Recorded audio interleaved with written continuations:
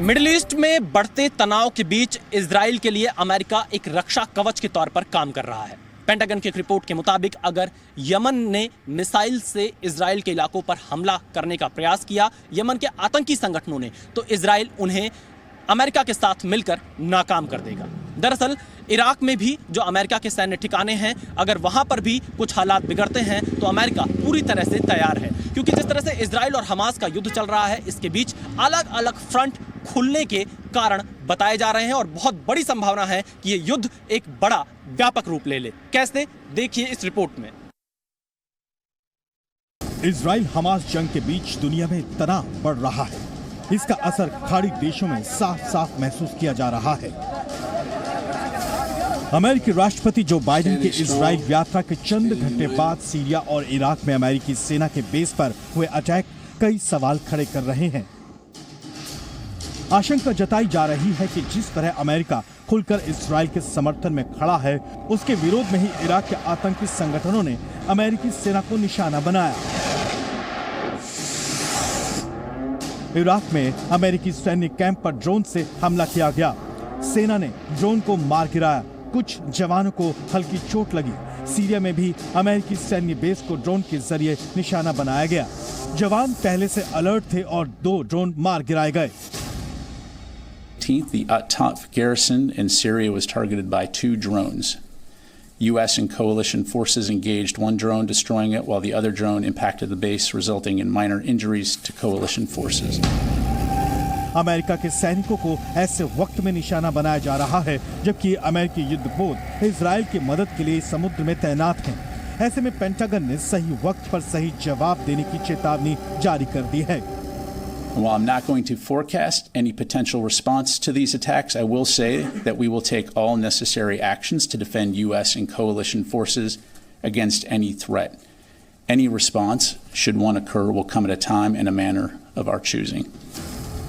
Israel Hamas की जंग के बीच सीरिया और इराक में अमेरिकी फोर्स को टारगेट करना आतंकियों की उलझाने वाली रणनीति हो सकती है, ताकि अमेरिका का ध्यान भटकाया जा सके। इसलिए हमास और हिजबुल्लाह के बाद आतंकी संगठन हुती ने भी भड़काने वाली कार्रवाई की है।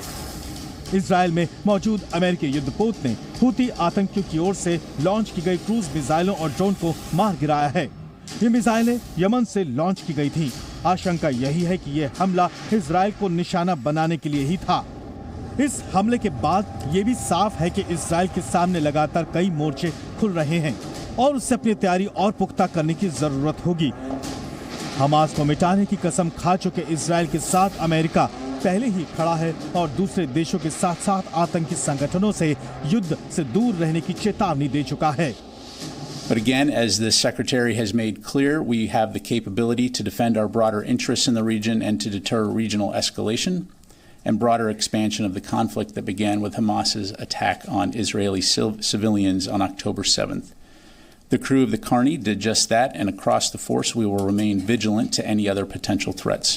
पूर्वी भूमध्य सागर में अमेरिका ने 2 विमान वाहक और युद्धपोत तैनात किए हैं।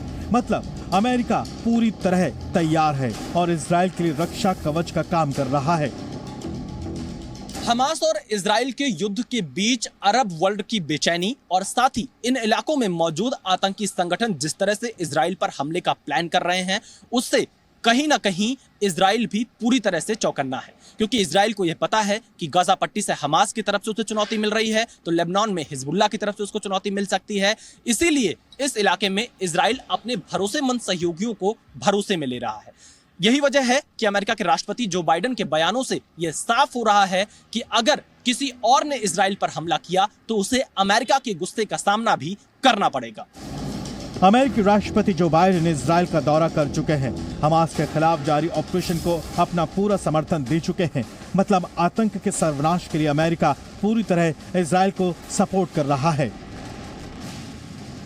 अब जब ये काउंटर अटैक कर रहा है इजराइल, अब सारे के सारे चाह रहे हैं कि इजराइल के ऊपर अटैक करें और उसका नामो निशान मिटा दें, पर ये ऐसा होगा नहीं, क्योंकि अमेरिका ने एक बहुत बड़ी चुनौती दे दी है इन सबको कि अगर इनमें से कोई भी जो है, चाहे वो अरब ममालिक का देश है, चाहे वो टेररिस्ट ग्रुप है, अगर उसने इसके बीच युद्ध के बीच में अंदर उसने दखल अंदाजी दी तो अमेरिका उसके अंदर आ जाएगा। आपको पता है अमेरिका के 2 न्यूक्लियर पावर्ड एयरक्राफ्ट कैरियर्स वहाँ पे खड़े हुए हैं और उनका जो फायर पावर है वो ये सारे जितने अरब ममालिक हैं उन सबसे ज़्यादा है। गाजा पट्टी से लेकर लेबनान बॉर्डर तक इजराइल आतंकियों का मुकाबला कर रहा है। अमेरिका ने फिर दोहराया है कि इजराइल को जरूरी हथियारों की खेप लगातार भेजी जाती रहेगी। मौजूदा हालात में संकेत साफ साफ हैं कि अमेरिका फिलहाल पीछे हटने वाला नहीं और इसी तरह तनाव बढ़ता रहा तो भीषण युद्ध से इनकार नहीं किया जा सकता। फिलिस्तीन के रामल्लाह से विशाल पांडे के साथ ब्यूरो रिपोर्ट जी मीडिया।